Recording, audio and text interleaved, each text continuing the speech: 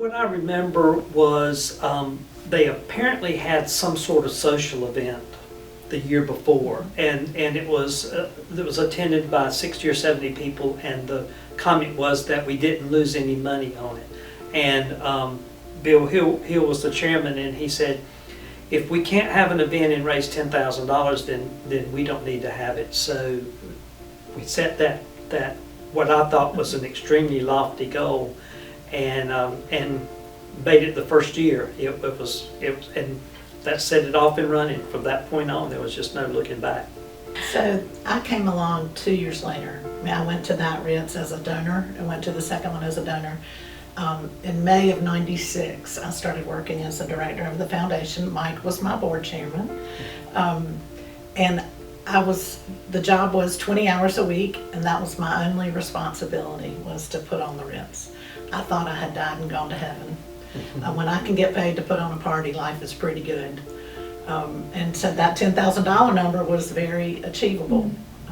But it wasn't long before we realized it had to be a lot more than that. What we learned pretty quickly is that if you build as a party, if someone can't come, they're not going to support it.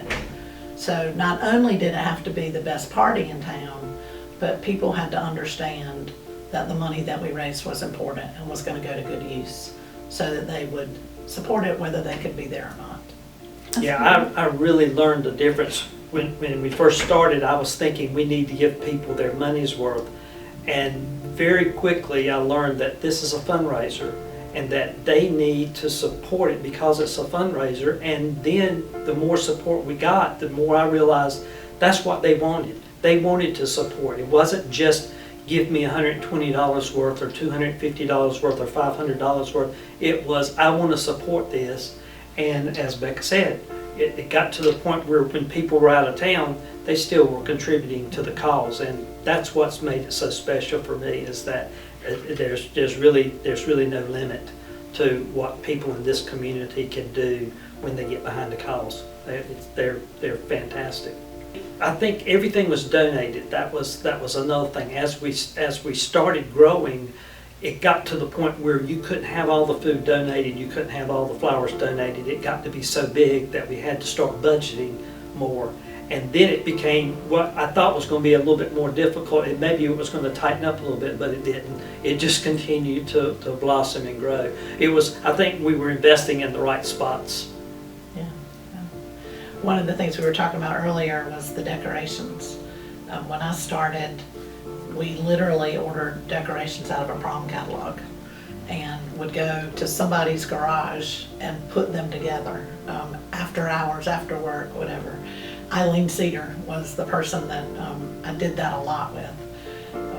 I'm really glad we transitioned away from prom decorations. 20 hours a week was Right. not enough when you're building stages as we were building.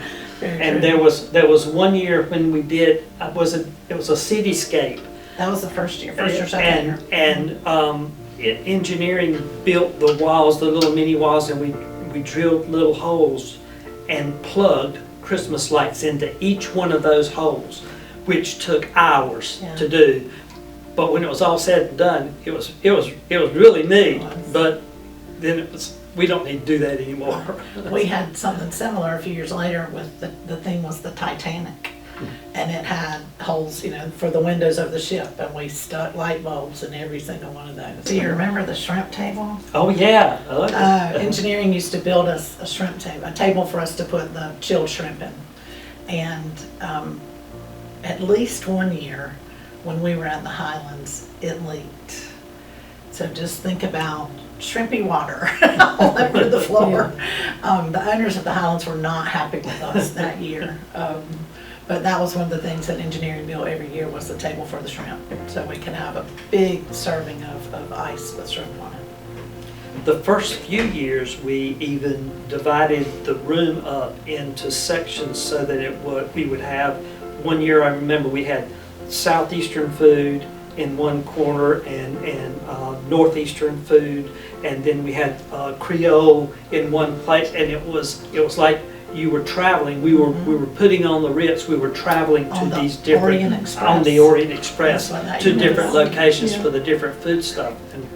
And then we kind of outgrew that too. But the putting on the Ritz, that's been a theme forever, and it transitioned time. So now we can just we know what it means, and all you have to do is say the Ritz, and people know what we're talking about here in Scotland County anyway. Right, right. Yeah.